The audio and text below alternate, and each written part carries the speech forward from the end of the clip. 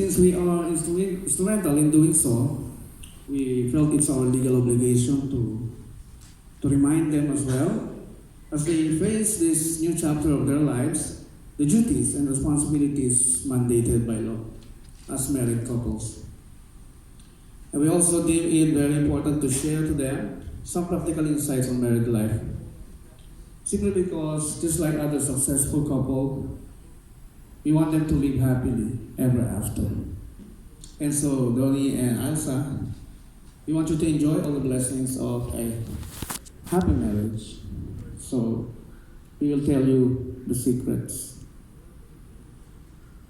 Because this is what God wants. This is His will. For you to bind yourselves forever. Kung paano man kayo pinagtagpo ng Diyos is another story. And aside from God, this is what our state wants. For you to live forever as spouses, as a family, a happy family. And so the state wants you to be reminded of the legal side of marriage. Donnie and Elsa, these are your duties under the law, as quoted from the family law book of Attorney Katrina Ligada. Number one, you have the duty to live together in one home. Number two, we will not expound on each item. These are all self-explanatory. Number two is the duty to observe mutual love and respect. The duty to observe mutual fidelity. The duty to render mutual help and support.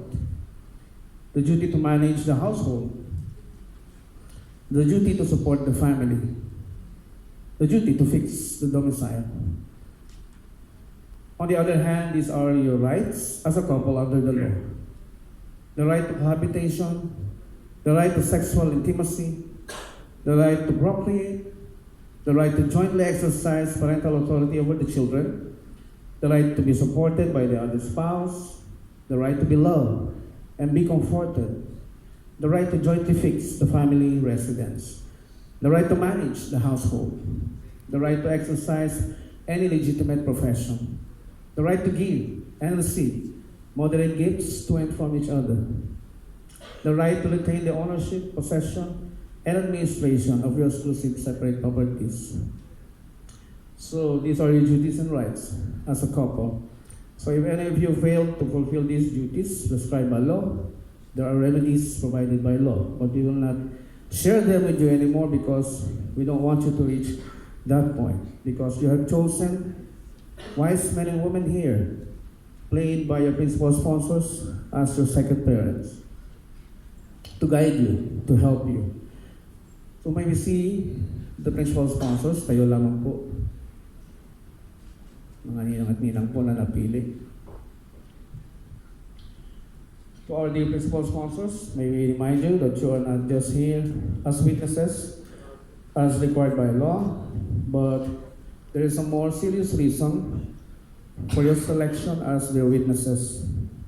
You were chosen to be their honorary parents because of your wisdom, because of your many experiences in life, your standing in life, and they want to learn a lot from you. So your role here does not end after this celebration.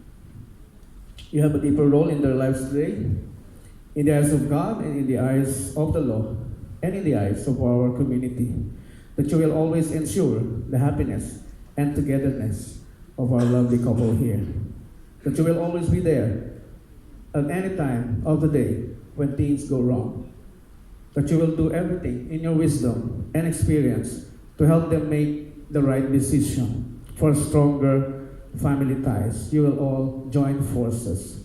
So, our question now, do you accept this responsibility? Just raise your hands.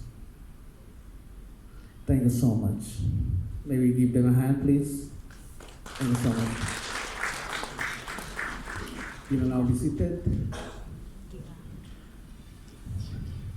Because if you are all unsuccessful in doing so, the state shall intervene. Do not let that happen. So please do not forget your sworn duties from now on. Thank you. And to Donnie and Elsa, we want to share these things to you because as marriage counselors as well, inaalam din namin ano ba yung mga bagay na magpapatibay sa pagsasama ng mag-asawa. When we were kids, we have our parents as guide. When we study in school, we have our teachers as guide. And as we grow old, we still need guidance. And normally, nakukuha natin ang mga expert guidance from the elders. Yung mga nandun na, nakarating na doon at na-experience na. And some of them reduce it into writing, just like this book. Mag-asawa hindi biro. And they shared 6 points, 6 tips to make your married life a really successful one. Number 1, meron the greatest need of a man at meron greatest need of a woman na kailangan lagi isipin. Let's start with the greatest need of a woman.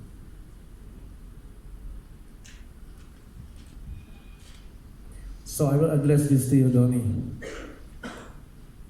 Love is when you do something you love to make someone you love happy.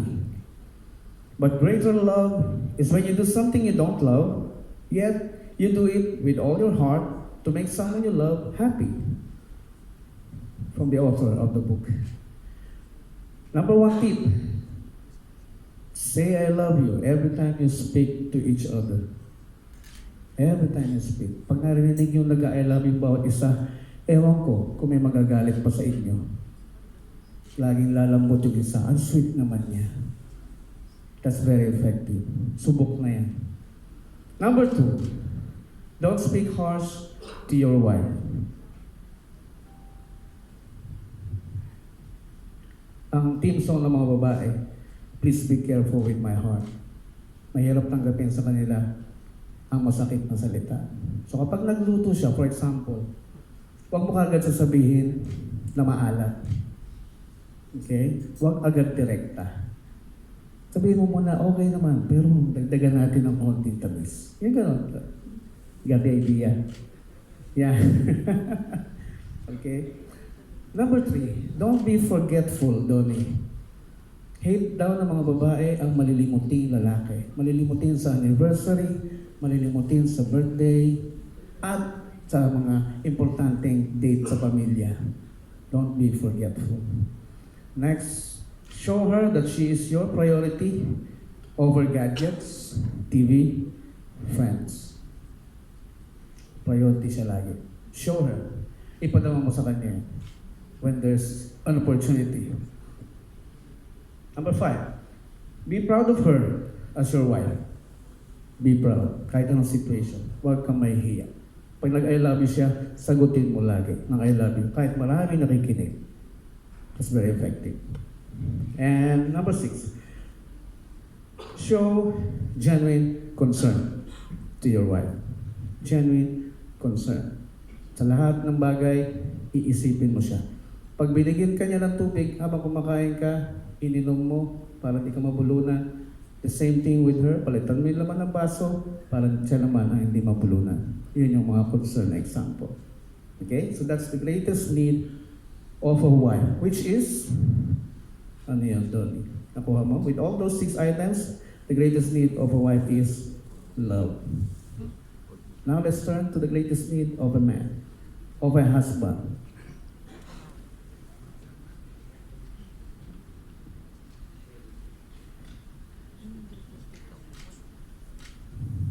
Greatest need of a husband, don't say something permanently hurtful just because you're temporarily upset. Don't say something permanently hurtful just because you're temporarily upset. Number 1, don't nag your husband. Nagging means constantly harassing someone to do something. Husbands cannot stand nagging. Number 2, don't disturb your husband while he is seriously at work. Unless for emergency cases. Reserve family time at home. Pangatlo, huwag magastos. Seek your husband's approval before buying anything else for you or to the family. Importante yan sa mga lalaki. Always seek his approval. And it doesn't matter kung mas malaki kita mo or whatever, do not tell that to your husband. kung mangyari yun. Yes. And number 4, don't be too investigative. You should always trust your husband. Okay? Don't be too investigative. You should always trust your husband. That's self-explanatory. Number 5, be organized at home. Pag ang lalaki galing sa work, ang unang iisipin lagi niyan bahay. Pag naabutan niya, malinis, organized, napakasarap magpahinga. So, try your best or do your best to make your home very organized. Okay? Number 6, always seek approval of your husband wherever you go. According to studies, men are control freaks. Control freaks. Kaya, importante nalalaman ng asawa mo kung saan ka nagpupunta. Okay? Now, overall, the greatest need of a husband is, ayaw sa? Love sa'yo, sa kanya, respect. The greatest need of a man, of a husband is respect. The greatest need of a wife is love. Okay? And as you prepare your married life, treat your family, treat your home like a kingdom. In every kingdom, there's a king and a queen. For the king to make a wise decision, Thani, consult your queen. Para pag in-implement mo ang inyong decision, involve siya. Mahirap mag-implement ng isang order na ikaw lang ang nag-decide. Okay?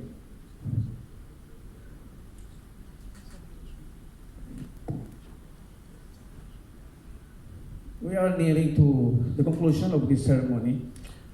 I'm also a kapatid, lokal ng Tayuman. Pero nagpahinga lang po ako temporarily. He is also a kapatid. Gusto namin bigyan ng isang panalangin ang inyong kasal, kung okay lang. If we can involve God in this ceremony. Tayo po tayong lahat.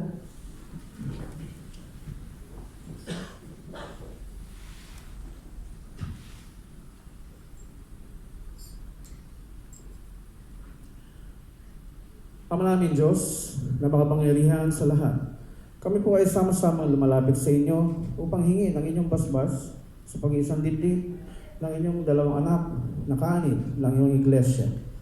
Kami po ay lubusang nagpapakumbaba sa inyo na naway gabayan po ninyo ang mag-asawang ito na maging matagumpay ang kanilang pagsasama, na maging mahinahon ang bawat isa sa panahon na sila ay sinusubok upang lahat ng kanilang pangarap bilang mag-asawa ay makamit ng naayon sa inyong kalooban.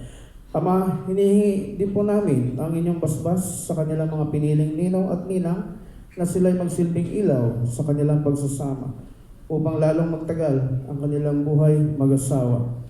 Ama, inilalapit din po namin sa inyo ang kanilang mga magulang na magkaroon pa ng mahabang buhay upang magampanan pa nila ang kanilang tungkulin sa iglesia at masubaybayan nila ang masayang pagsasama ng kanilang mga anak na si Donnie, Rites at Elsa at Hina.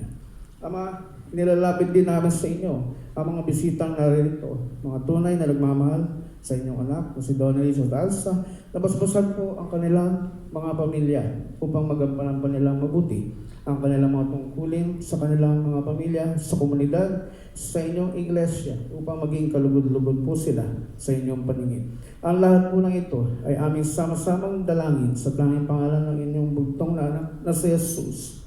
Amen.